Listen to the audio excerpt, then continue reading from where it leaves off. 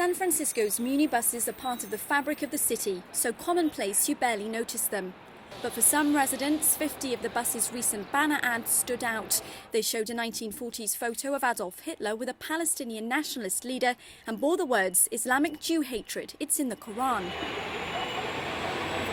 San Francisco's mayor has called the ads racist and Islamophobic.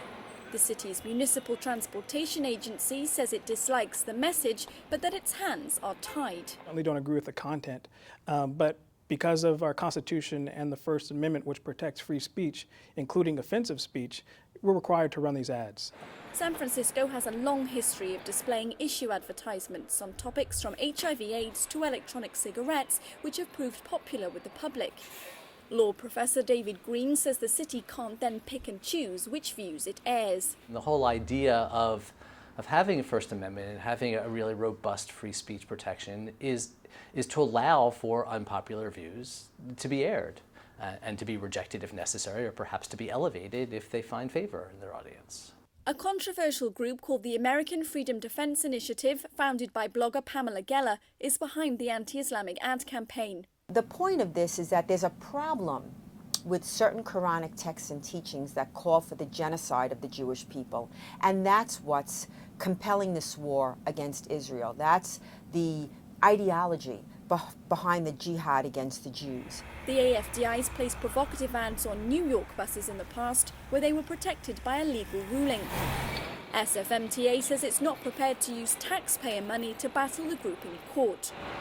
The San Francisco campaign began around the time of the Charlie Hebdo attacks in Paris, a time when the global Muslim community felt vulnerable. Muslim groups and alliances have condemned the banners and say they're looking into a positive means of responding. We're working now on creative ways to counteract them and to fight back against them. We are very pro-free speech. We're pro-political speech when the venue is open to it. So we're trying to look for new ways to kind of push back without violating anyone's constitutional rights. An anonymous group of artists known as Street Cred has already taken action.